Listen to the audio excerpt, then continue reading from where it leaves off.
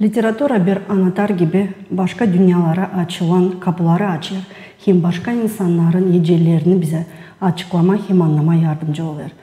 Zamanınız hayırlı olsun saygılı seyirciler. Laf Edelim Büyükalla ile programımıza hoş geldiniz.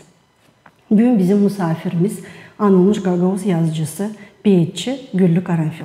Güllü hoş geldiniz. Hoş bulduk. Sağ olun. Pek sevinirim hani bugün siz bizim programımızdaysınız. Çok sağ olun. Sanırım hani bugün pek meraklı geçecek bizim lafımız. Çekitmeden istedim sormak kısadan. Anlatın kendi biyografiyanızı. Nerede doğdunuz, nerede öğrendiniz, nerede başladı sizin yaşamanız? Tülüküylüyüm. Tülüküyünde doğdum. Başkaları ona Etuliye derler. Orada doğdum, büyüdüm. Şkolayı bitirdim.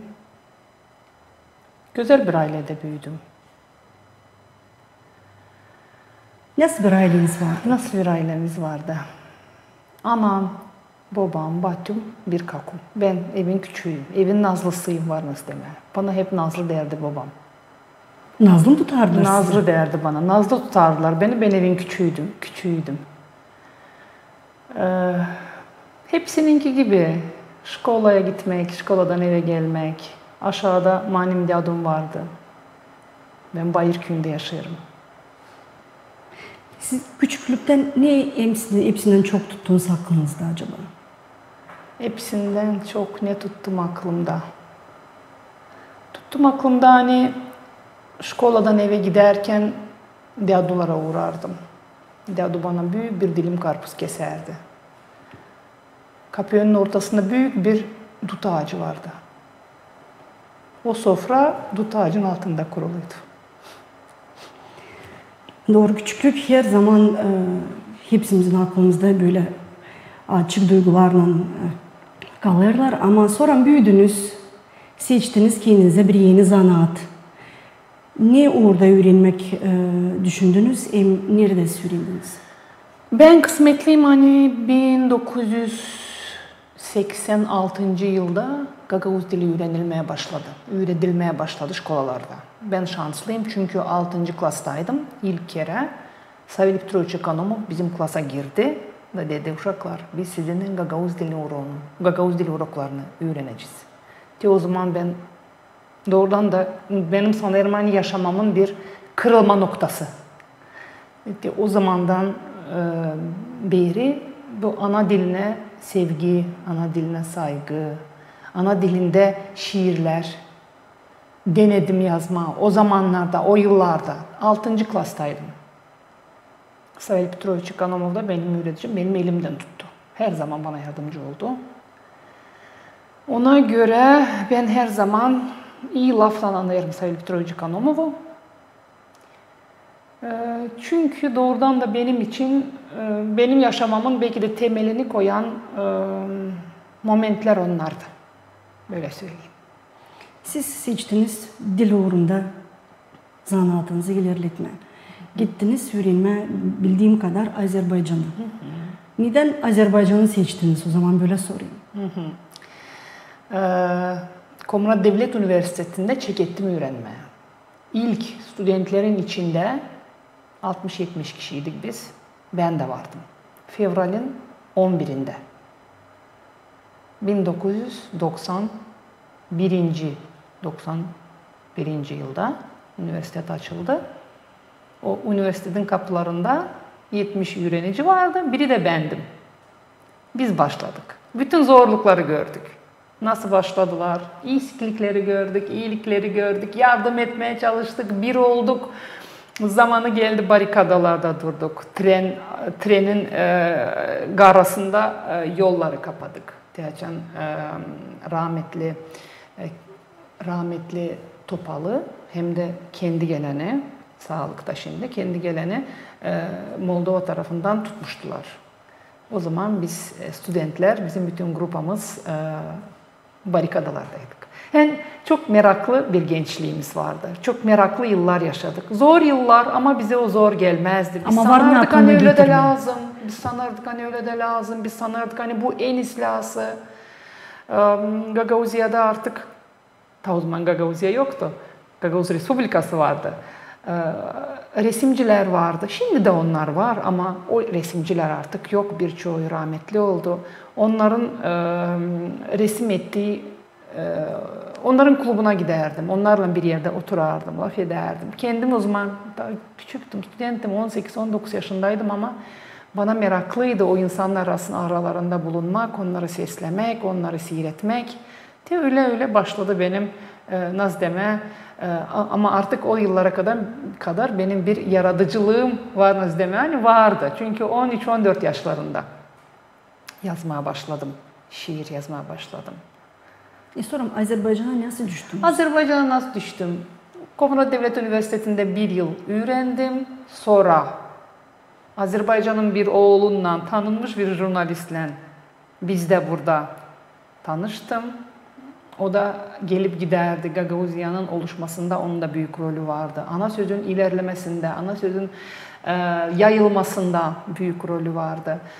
Onunla o zaman buluştum. Biz aile kurduk, evlendim. Sonra ben onun yaşadığı yere, Baku'ya, Azerbaycan'a, Komrat Devlet Üniversitesi'nden Baku Devlet Üniversitesi'ne geçiş yaptım. Geçtim. Orada ilerlettiniz kendi Orada öğreniminizi. Azerbaycan dilinde öğrendim. Azerbaycan dilinde uroklara girdim. Bizim 60 öğrenicimiz vardı artık orada. Onlar Rus sektöründe öğrenerdi. Bense Azerbaycan sektöründe öğrenerdim ama Türk dili, Azerbaycan dili, filologiyasını öğrendim. O vakitler büyük mü fark, büyük mü değişiklik gördünüz buradan gittiğine başka devlete? Kültüra tarafından. Elbette ki her zaman diyorlar olur kültür şoku açan bir devletten başka devlete gidiyorsun. Orada kendi kanunları, kendi bakışları, kendi adetleri, kendi kuralları. Nasıl buldunuz Azerbaycan'ı 91-92 yıllarda? O yıllar Azerbaycan içinde zor yıllardı çünkü bilirsiniz Karabağ cengi vardı. Ama beni şaşırdan kültürümüz bir, adetlerimiz bir, dilimiz bir var nasıl demek. Pek çok kültürada olan pek çok bir türlü insana davranış, bakış açıları var nasıl demeyen bir türlü. Ama şaşırdan beni oydu hani Azerbaycan'da, Baku'da kostümle gezerler hepsi, kara kostümlerle. Yani studentler kostümle giderler üniversitede. Yani o beni birazcık böyle nasıl olur, bu kadar ofisyal, her yerde ofisyal giyimli gezerler. Student normal aradan sıradan insan ama kostümle gezer. O bana birazcık böyle bizden sonra birazcık fasıl geldi. Yani böyle başka böyle şaşırdan. Din uğrundan elbette ki onunla Müslüman siz Ortodoks. Ama o zaman Sovyet yıllarından yeni çıkmış orada da pek Müslümanlık o kadar değil hani pek böyle bir şey yoktu. Onlar da tenası biz kiliseye gitmeyen, onlar tenası mescide gitmeyen pek de bu taraftan hiç neredeyse bir şey böyle görmedim böyle fark olsun. Yoktu mu öyle duygu hani siz burada yabancıysınız? O sırada önce kendi ana toprağınıza sanki gelmiştiniz o vakitler. Elbette ki insan özler kendi toprağını, kendi vatanını, kendi köyünü. Siz gidin Kişinev'e oturun biraz kalın Kişinev'de gene de kendi köyünüzü özleyeceğiniz, doğru mu? Burada da öyle gidersin aşırı bir yere, senin dilinde laf etseler de, sana yakın bir dilde laf etseler de insan özler kendi köyünü, kendi evini. Bu normal, bu sanırım hani hepsinde var. Ama o kadar yabancılık çekmedim. Yabancılık çekmedim çünkü neredeyse bir ay sonra Azerbaycan dilinde çekettim laf etmeye. Çünkü dilimiz o kadar yakın. Ben de Azerbaycan sektöründe öğrendiğim için Azerbaycanca laf etmeye başladım. Kolay oldu. Hiç zorluk olmadı. Sonra bitki yıllarda artık beni Gagauz olarak hiç çoğu bilmezdi. Beni Azerbaycanlı olarak sayardılar. Çünkü laf ederdim artık pak Azerbaycanlılar gibi, Azerbaycan Türkleri gibi. Kaç yıl orada kaldınız? 15 yıl orada yaşadık. 15 yıl yaşadınız orada. O zaman uşaklarınız da orada oldu. Elbette ki uşaklar da oldu. 3 uşağımız hepsi orada doğdu. Elbette ki. Ne güzel. Uşaklar için birazdan sonra da yine döneceğiz, laf edeceğiz. Şimdi geçelim biz yaratıcılık yolumuza. Siz dediniz hani 6. 7. klasta yazmayı denediniz. Acaba aklınızda tutuyorsunuz mu hangi konuda, hangi temada yazdınız ilk şiirinizi? Ne o zaman dedi size Savelye Kanımov? Ay, ilk anlatmam Meni ile Pavli. O bende kalmadı. Ben onu kaybettim. O bir anlatmacıktı. Şakalı, böyle güzel bir anlatma. Daha sonra Pushkin'in Ayaz güneş kamili bir gün, yakal kokonaya uyan, sildir nazlı gözlerini, Moroz sonsuz den çüdyasını çevirdim. Güzel. O şiirler, onlar bende şimdi yok ama ben onları sağ olsunlar kimde kalmış arşivlerde, Put Komünizma gazetasında, Ana Sözü gazetasında, bu şiirleri Put Komünizma gazetasında ben buluyorum bu şiirleri. Bulanlar bana onları yollayır. Ben de pek seviniyorum. Hani onlar benim koleksiyonuma girdiler. Çünkü onlar bende ne yazıda ne hiçbir yerde yok. Öyle yavaş yavaş şiirler katlanmaya başladı. Savil Petrovic elbette her ne yazsam tez giderdim Savil Petrovic'in yanına. Savil Petrovic'in kabineti vardı. Giderdim aralıkta ya da uroklardan sonra giderdim, göstererdim, oturardı, anlatardı bana, horey anlatardı, bana yardımcı olardı. Doğru derdi, hadi bunu böyle yapalım, hadi bunu öyle yapalım. Elbette ki onun doğurtmaları olmasaydı benimkiler uşakça bir şey olurdu. Onun yardımından onlar yavaş yavaş nasıl derler güzel forma almaya başladılar.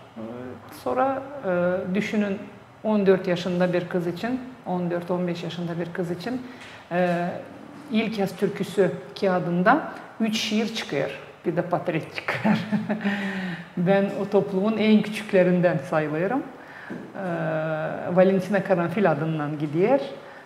Benim için o büyük bir nasıl demem bir olaydı. Hani benim şiirlerim çıktı kağıtta.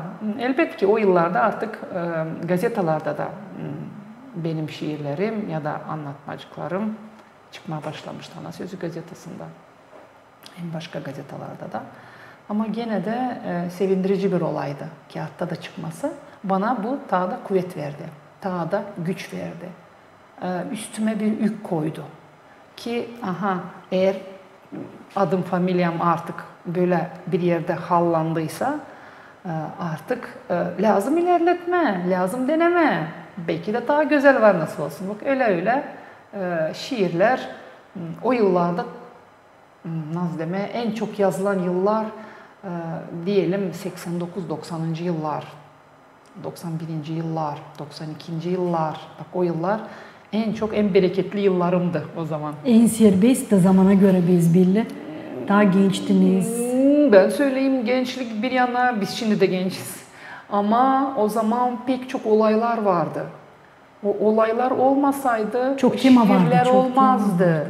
İnsan şair lazım ağaç olsun. Şair ağaç olunca ağaç fiziksel manada değil. Ağaç olaylar manasında. Açan olaylar çok var. Tema var, problema var. O şair çalışır o problemayı çıkarma üzere de gösterme hani böyle bir problema var. Da belki de bu şiirle, bu anlatmayla insanlara danışma. Düşünün 90. yıllar, mitingler, sokaklar, 91. yıllar karışık hepsi.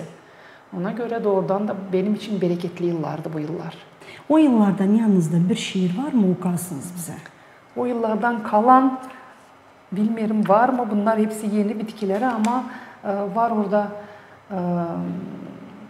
yanımda yok o şiirler. Ama orada ben daha çok böyle kapalı formada yazmaya çalışıyorum.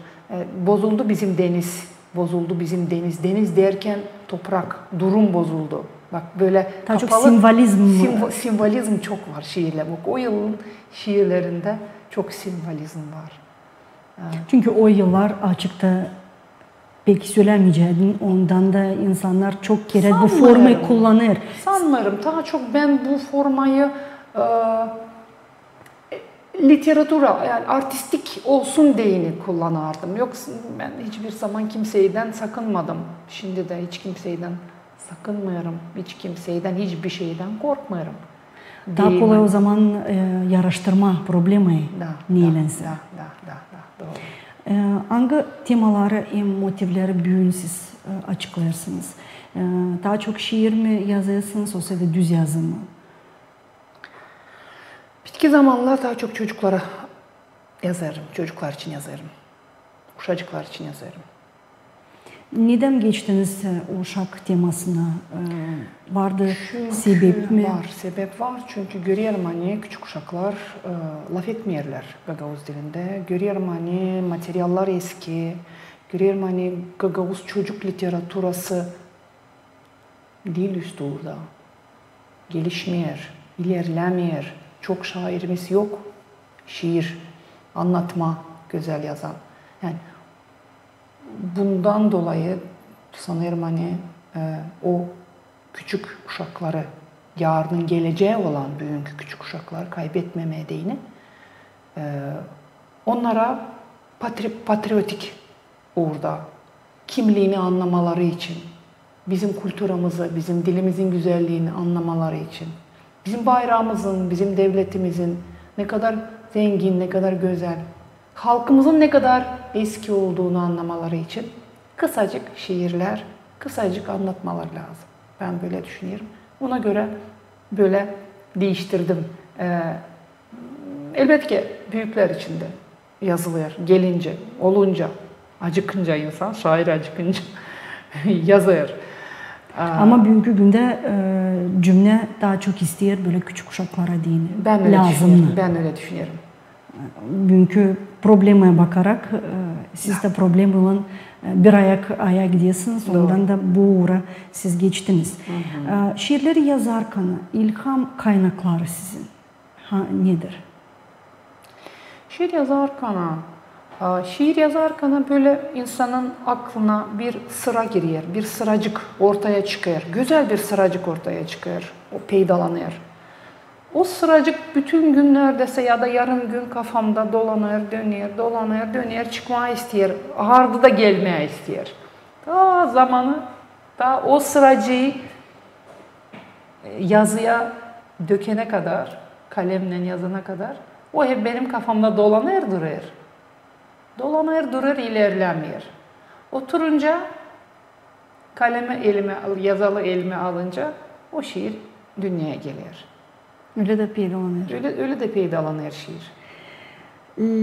Literatura dünyanızı en çok etkileyen yazıcılar, sanatçılar, beyitçiler kim? Belki Gagavuzların arasında yazıcılar, belki dünyadan yazıcılar. Çingiz Aytmatov'un adını vereceğim. Olja Süleymanov'un adını vereceğim. Biri Kırgız, biri Kazak yazar. Nikolay Babogul'un adını vereceğim. Karaçoban'ın adını çekeceğim. Yani onların prozası, onların araştırmaları Olca Süleyman için diyelim. Benim için önemli oldu. Bana yön gösterdi, yön verdi. Var nasıl diyeyim. Bugünkü günde siz kendi yaratmalarınızı nerede tiparlıyorsunuz? Çünkü biz biliriz hani bugünkü günde o pahalı bir iş. Yok o kadar jurnallar, anglarına varınca tiparlama. Ama siz de genine bakmayarak bu zorluklara buluyorsunuz kolaylık da ilerlediyorsunuz bu işi çıkarıyorsunuz dünyaya kendi yaratmalarınızı. Hem de sadece kendi yaratmalarınızı ama başka yazıcıların, beyitçilerin de yaratmalarını. Hangi toplumlarda siz bu işi yapabiliyorsunuz? Ayna Jurnalı 2000 kaçıncı yıldan, şimdi yanlış söylemeyeyim, 2013. yılda ilk kere Ayna Jurnalı çıktı. Benim tarafımdan, Miras'ın adından benim tarafımdan yayınlanmaya başladı.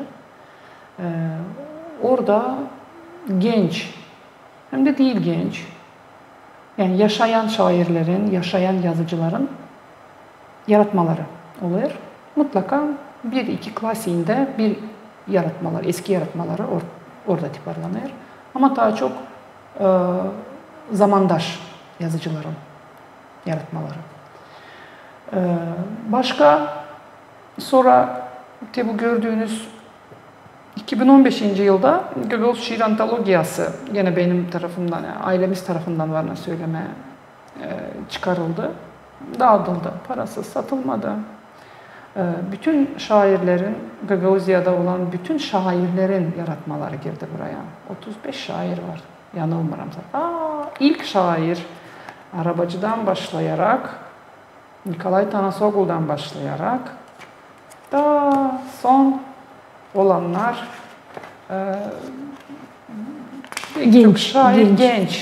gençlerle kapanıyor bu iş. Viktor Kopuşçu, Vasi Kristov, Lyanka, Katerina Ganeva gibi şairlerle bitiyor. 35 şair. Sizin en sevdiği şiiriniz hangisini siz yazdınız? Varınca mı okursınız bize? En sevdiği şiir. En sevdiğim şiir. Var mı buradan bulayım bir şiir da okuyayım size kısacık. En çok sevdiğim şiirlerden biri. Şimdi beklettiriyorum birazcık sizi. Yok bir şey. Biz hazırız sistemaya sizin yaratmanızı.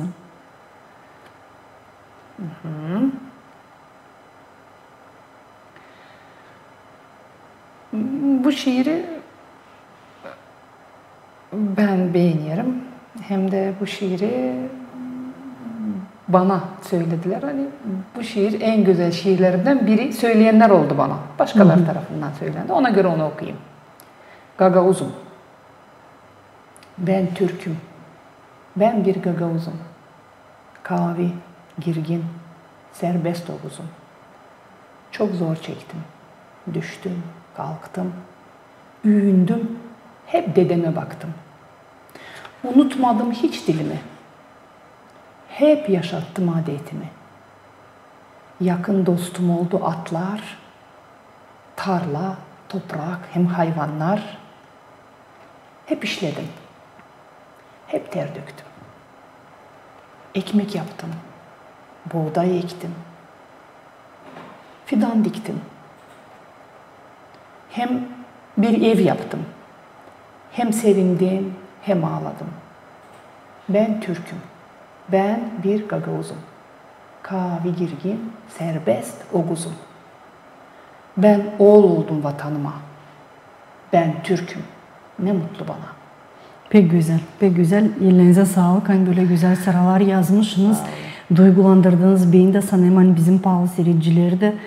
Elbette ki bunlar patriotik duyguları siz bütün yürekten açıklamışsınız, yaprağa geçirmişsiniz.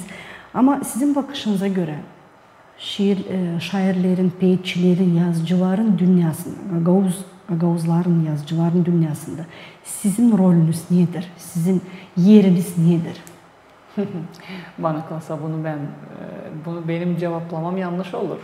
Bana kalsa bunu... Ama siz kendinizi nasıl duyuyorsunuz? Bugünkü günde hangi rolü siz oynuyorsunuz bu Gagavuz yazıcılar dünyasında? Zor birazcık bir soru. Ben onu derim hani ben şairim. Nasıl deme? Benim biliyorsunuz hem akademik tarafım var. Şiirdir. Benim bakışıma göre ben önce sizin yerinize cevap edeyim. Sizin bu Gagavuz yazıcılar dünyasında öyle bir rol hani ilerletme Gagavuz literaturasını. Ona bir yol kurmak, hani gitsin öteye doğru. Ne zamansa o yolu öteye doğru başkası belki götürecek. Ama bugünkü günde siz o götürücü gibi ilerlediyorsunuz, çiziyorsunuz Gagavuz literatura yolunu. Hani Gagavuz dili, literaturası, kültürası ilerlesin. Benim bakışıma göre sizin rolünüz bu dünyada böyledir. Belki de çünkü tayileri masterclasslar yapardık. Gençlerle öğretirdik nasıl yazma, seslerdik, yardımcı olardık. Bu üçüncü toplum bu. Bundan önce daha 2 toplum var. Şiir yarışmalar yapardık Tırsın aklında. Şiir yarışmalar yapardık. Proza yarışmalar yapardım eski zamanlarda. Eski zamanlarda 12. 14. yıllarda yapıldı bunlar. Bitki yarışma da yapıldı uşak literaturası için. Uşak literaturası Guguşçuk oldu sonra. Bu yarışma Guguşçuk'a çevrildi. Guguşçuk ortaya çıktı. Bunlar hepsi birbirinden bağlı olan şeyler. Doğru, gençlerden işlemek, onlara nasihat etmek, onlara göstermek, yardım etmek. Bana yardım ettiler zamanında. Ben de şimdi çalışıyorum yardım etmeye. Ardımızdan gelen boylara ki bizim literaturamız Maboglu'yla, bilmem Mina Köse'yle, Kara Çoban'la bitmesin. Bizim literaturamız hep yaşasın. Yerimizden güzel kavi, bakın kavi diyelim, kavi talantlı gençler gelsin. Poeziya, literatura lazım talantlı olsun, lazım güzel olsun, kavi olsun. O zaman da literaturanın geleceği var. Doğru. Dönelim ailenize. Biraz ileri siz anlattınız, nasıl tanıştınız kocanızla, agası Mamedli. Sizin kocanız, 3 uşağınız Azerbaycan'da doğmuş. Ama siz dediniz ki hani ilk şiirleriniz tiparlandı Valentina Karanfil adından. Bugünkü günde hepsimiz biz tanıyoruz sizi Güllü Karanfil olarak. Doğru. Ben aslında hani hepsinde bugünkü günde var bir soruş. Nasıl öyle oldu? Hani Valentina'dan siz Güllü'ye döndünüz. Doğru, anladayım. Çünkü doğrudan da meraklı bir soruş. Ben ta 14-15 yaşındayken açın Gagavuz dilini öğrenmeye gittik. Ben düşündüm benim adımın manası nedir? O zaman internet yoktu. Yoktu nasıl bakma benim adı Svetlana'yı anlarız. Svetli. Başka Nadejde'yi anlarız. Umut. Ama Valentina nedir? Anlamıyorum, bilmiyorum. Yok. Nereden bakayım internet yok. O zaman böyle bir kolaylığımız yok.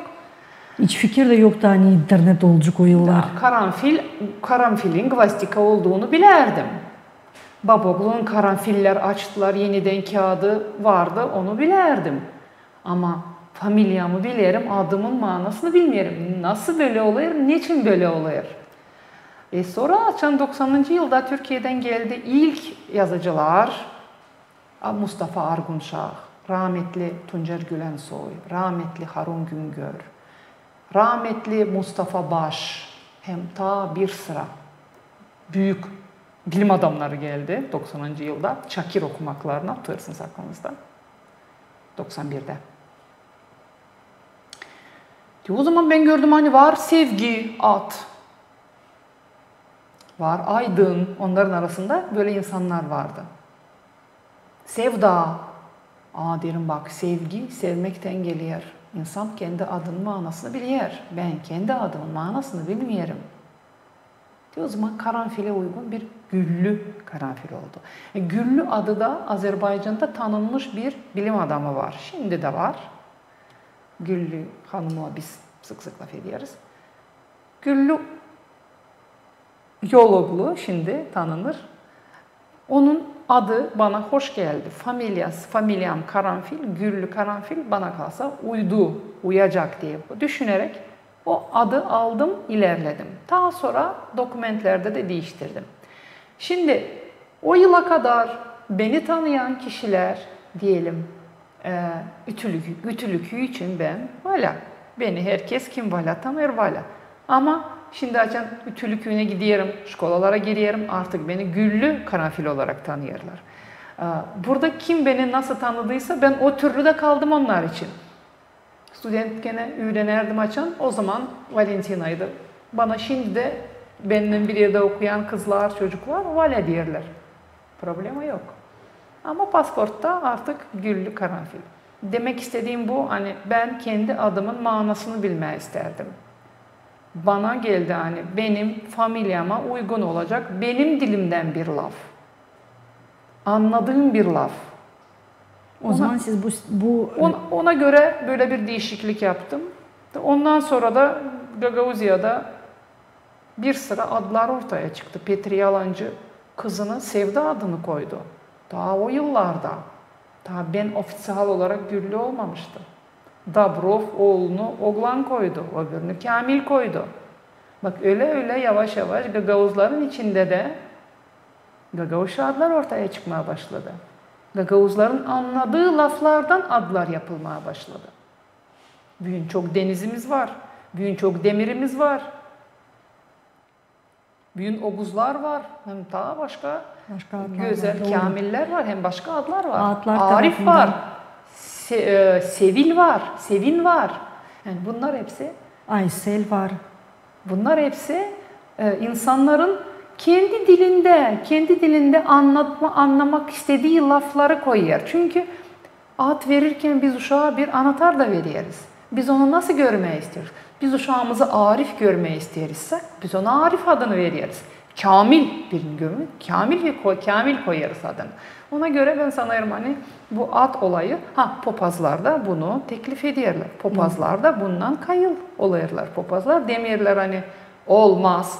Neden Moldovanlarda var Viorel, sonra ne var onlarda? Stiluca. Bu Hristiyanlıkla bağlı değil. Onlar da Hristiyan ama onların da kendi adları var. Doğru mu? Doğru. Bizim adlarımız niçin olmasın? Bizim de kendi dilimiz var. Kendi dilimize uygun laflardan var. Nasıl adlar kuralım?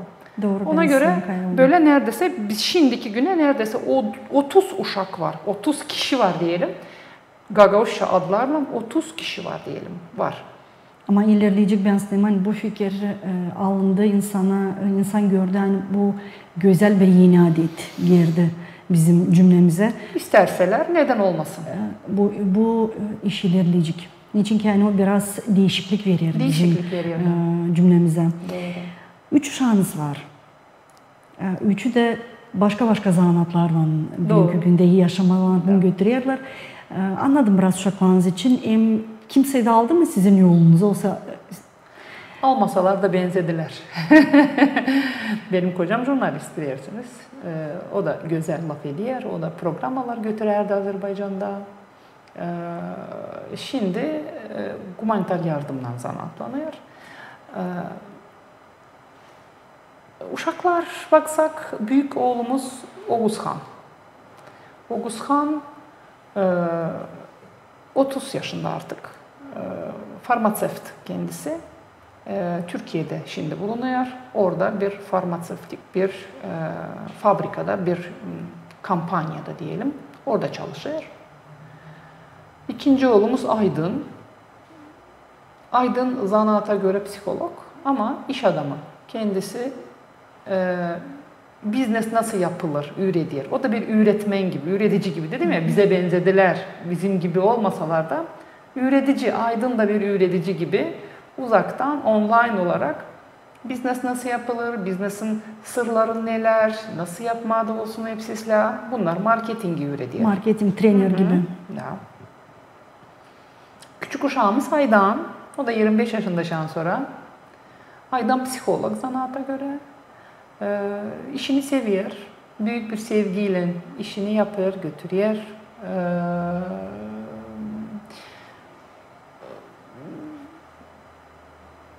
Kamera karşılarına da çıkıyor. Instagram sayfası var. Kamera karşısında da psikoloji için belki de Gagauşça anladan psikoloji için ilk benim Aydan kızım oldu. Yani bu beni sevindiriyor. Çünkü kızım Gagauşça psikolojiye kolay bir taraf değil, bir zanaat değil.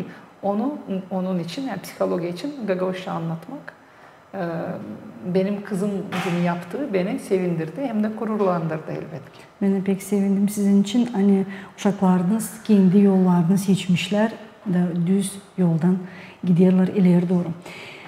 Programın sonunda isteyeyim böyle bir adet olarak bir kısadan bir soru, blitz soru yapma. Biliyorsunuz var bir anılmış Fransız yazıcısı Marcel Proust. Onun var kendi listesi, soru listeleri. Onun listesinden ben bir iki soru seçtim. Onları da size sormayı isterim. Ama hiç zaman yok düşünme. Ben soracağım, siz de cevap ediniz bu sorulara. İnsanlarda ne en çok beğeniyorsunuz? Ne en çok beğeniyorum? Doğru olmalarını, doğru söylemelerini, bir şeyden korkmamalarını, sakınmamalarını, bir yüzlü olmalı, iki yüzlü olmamalarını. Niye hiçbir zaman prost etmeyeceksiniz? İki yüzlülüğü prost etmem. Sizince kısmet nedir? Benimce kısmet nedir? Benimce kısmet ailedir. Benimce kısmet sağlıktır. Benimce kısmet anlaşmaktır. Benimce kısmet ana dilinde laf etmektir. En büyük arzunuz? En büyük arzum Gagavuz dili her yerde işitilsin. Gagavuzya'da Gagavuzca laf edilsin. Panolar Gagavuzca olsun. Küçük uşaklar cıvıl cıvıl Gagavuzca laf etsin. En sevdiği yemeğiniz, yem içmeniz? En sevdiğim yemek sarma. Yaprak sarması. Bağ yaprağı sarması. İçtiğiniz? En güzel içeceğim ne? Oşaf. Neden olsun? Yerik kurusundan. Güzel, ben de onu severim. Allah sizin için nedir? Allah benim için bir kuvvettir. Bir ışıktır. Allah benim için bir güçtür. Allah kimleri ondan korkar, kimleri onu sever. Ben onu severim. Allah güç verir, umut verir, ileri doğru yaşama stimul olur. Sağ olunuz. Sağ olunuz bugünkü programı için, sağ olunuz bugünkü vakit için. Hani böyle güzel biz sizinle vakitimizi geçirdik. Çok yeni işler anladık sizin için. Sanırım hani bizim saygılı seyirciler de pek meraklı oldu bugün. Böyle detayları duyma adınız için de, aileniz için de, yaratıcılık yolunuz için de. Ben sanırım hani ileride orada biz daha geniş temalar bizim programımızda daha açıklayacağız. Çok sağ olun. Saygılı seyirciler, sağ olun sen bugün bizimleydiniz. Laf edelim Büyük Allah'la programımız geldi sonuna. Kalın sağlıcakla.